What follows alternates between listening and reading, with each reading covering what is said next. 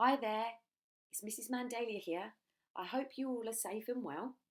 Today, I'll be reading you The Enormous Crocodile by Roald Dahl. In the biggest, brownest, muddiest river in Africa, two crocodiles lay with their heads just above the water. One of the crocodiles was enormous, the other was not so big. Do you know what I'd like for my lunch today? The enormous crocodile asked. No, the not so big one said. What? The enormous crocodile grinned, showing hundreds of sharp white teeth. For my lunch today, he said, I would like a nice, juicy little child. I never eat children, the not so big one said, only fish. Ho, ho, ho, cried the enormous crocodile. I'll bet if you saw a fat, juicy little child paddling in the water over there at this very moment, you'd gulp him up in one gollop. No, I wouldn't, the not so big one said. Children are too tough and chewy. They are tough and chewy and nasty and bitter.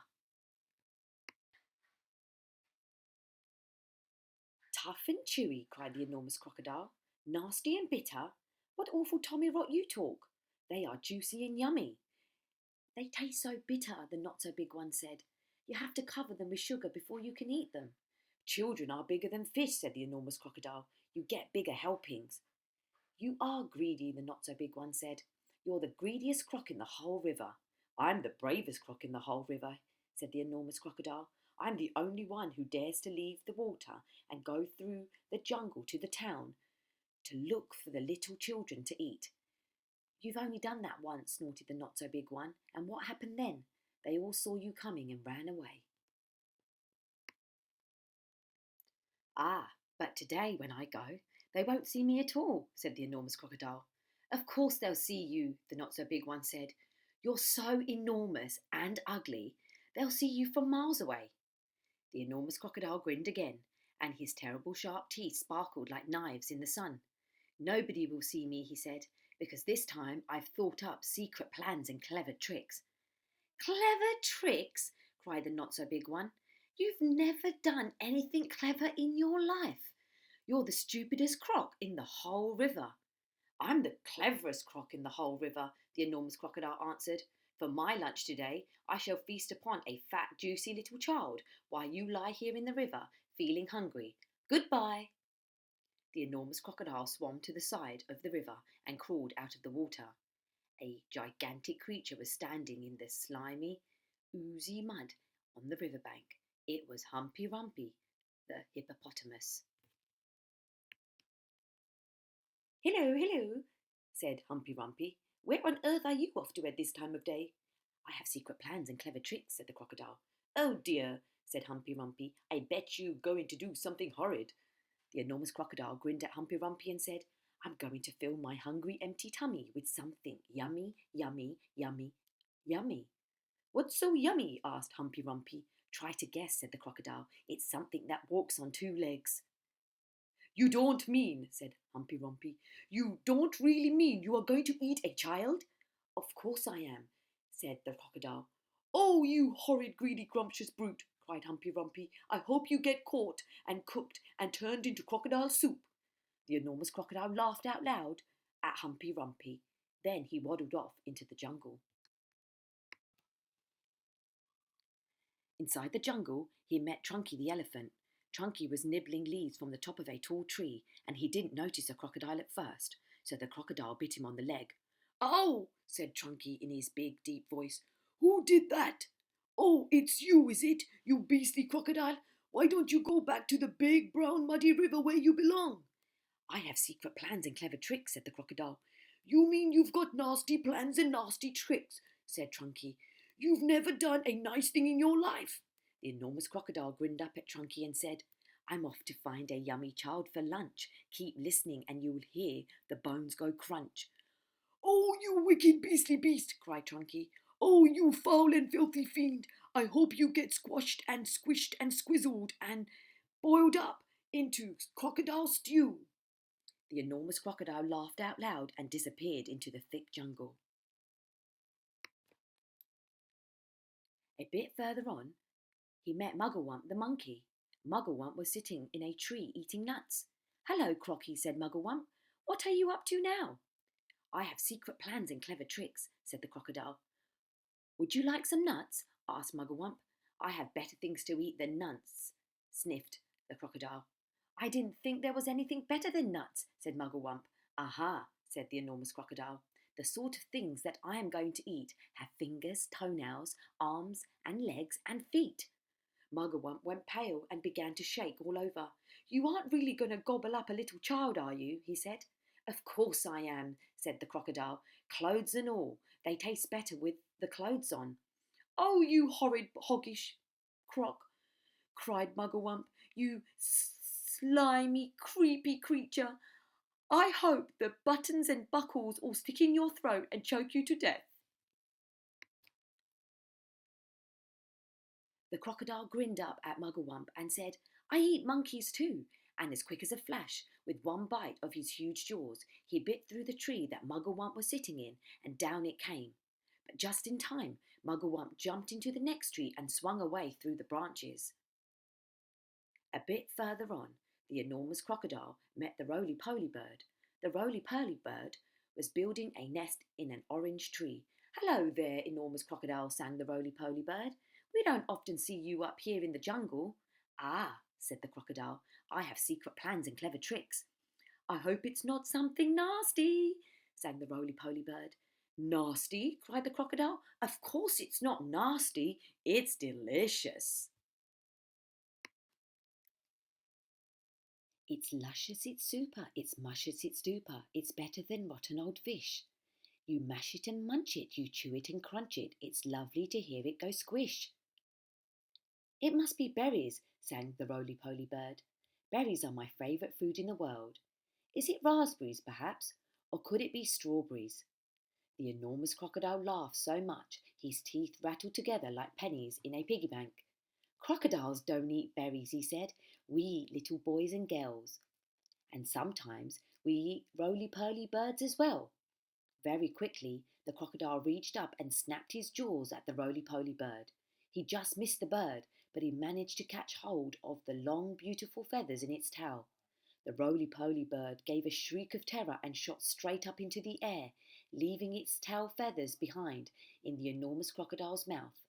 At last, the enormous crocodile came out of the other side of the jungle into the sunshine. He could see the town not far away. Ho ho, he said, talking aloud to himself. Ha ha, that walk through the jungle has made me hungrier than ever. One child isn't going to be nearly enough for me today. I won't be full until I've eaten at least 3 juicy little children. He started to creep forward towards the town. The enormous crocodile crept over to a place where there were a lot of coconut trees. He knew that children from the town often came here looking for coconuts. The trees were too tall for them to climb, but there were always some coconuts on the ground that had fallen down. The enormous crocodile quickly collected all the coconuts that were lying on the ground. He also gathered together several fallen branches. Now, for clever trick number 1, he whispered to himself. It won't be long before I am eating the first part of my lunch. He took all the coconut branches and held them between his teeth. He grasped the coconuts in his front paws. Then he stood straight up in the air, balancing himself on his tail. He had arranged the branches and the coconut so cleverly that he now looked exactly like a small coconut tree standing among all the big coconut trees. Soon 2 children came along. They were brother and sister. The boy was called Toto, his sister was called Mary. They walked around looking for fallen coconuts, but they couldn't find any because the enormous crocodile had gathered them all up. Oh, look, cried Toto. That tree over there is much smaller than the others, and it's full of coconuts. I think I could climb that one quite easily if you help me up the first bit. Toto and Mary ran towards what they thought was the small coconut tree. The enormous crocodile peered through the branches, watching them as they came closer and closer. He licked his lips. He began to dribble with excitement. Suddenly, there was a tremendous whooshing noise. It was Humpy Rumpy the hippopotamus. He came crashing and snorting out of the jungle. His head was down low and he was galloping at a terrific speed. "Look out, Toto!" shouted Humpy Rumpy. "Look out, Mary! That's not a coconut tree. It's the enormous crocodile, and he wants to eat you up." Humpy Rumpy charged straight at the enormous crocodile. He caught him with his giant head and sent him tumbling and skidding over the ground. "Owie!" cried the crocodile. "Help! Stop! Where am I?" Toto and Mary ran back to the town as fast as they could. But crocodiles are tough. It is difficult for even a hippopotamus to hurt them. The enormous crocodile picked himself up and crept towards the place where the children's playground was. "Now for clever trick number 2, he said to himself. "This one is certain to work." There were no children in the playground at that moment. They were all in school. The enormous crocodile found a big log and placed it in the middle of the playground. Then he lay across the log and tucked in his feet so that he looked almost exactly like a seesaw. When school was over, the children all came running into the playground. "Oh, look," they cried, "we've got a new seesaw." They all crowded around, shouting with excitement. "I'll go first. I'll get on the other end. I want to go first. So do I, so do I." Then a girl who was older than the others said, "It's rather a funny, knobbly sort of seesaw, isn't it? Do you think it will be safe to sit on?" "Of course it will," the others said. "It looks strong as anything." The enormous crocodile opened one eye just a tiny bit and watched the children who were crowding around him. Soon he thought, "One of them is going to sit on my head. Then I will give a jerk and a snap, and after that it will be yum, yum, yum." At that moment there was a flash of brown and something jumped into the playground and hopped up onto the top of the swings.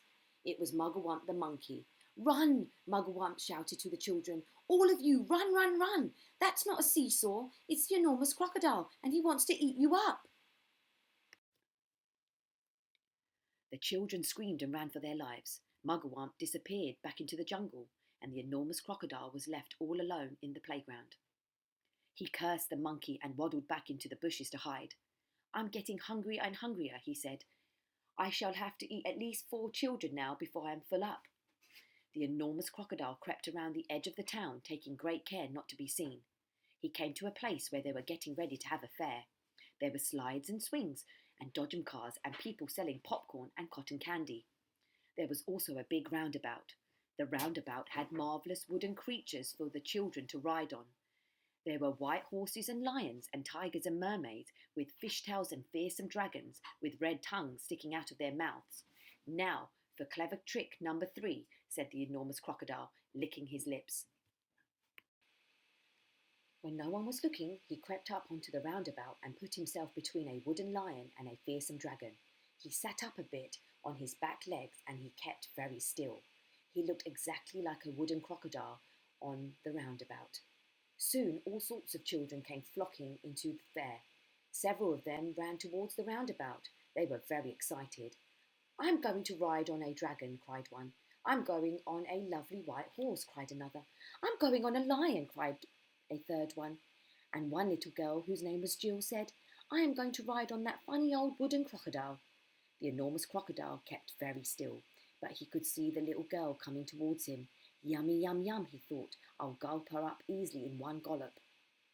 Suddenly there was a swish and a swoosh, and something came swishing and swishing out of the sky. It was the roly-poly bird. He flew round and round the roundabout, singing, "Look out, Jill, look out, look out! Don't ride on the crocodile." Jill stopped and looked up. "That's not a wooden crocodile," sang the roly-poly bird. "It's the real one. It's the enormous crocodile from the river, and he wants to eat you up." Jill turned and ran. So did all the other children. Even the man who was working the roundabout jumped off it and ran as fast as he could. The enormous crocodile cursed the roly-poly bird and waddled back into the bushes to hide. "I am so hungry now," he said to himself. "I could eat 6 children before I am full up." Just outside the town, there was a pretty little field with trees and bushes all around it. This was called the picnic place.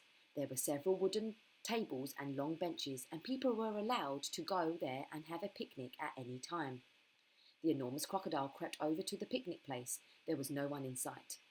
Now for clever trick number 4, he whispered to himself.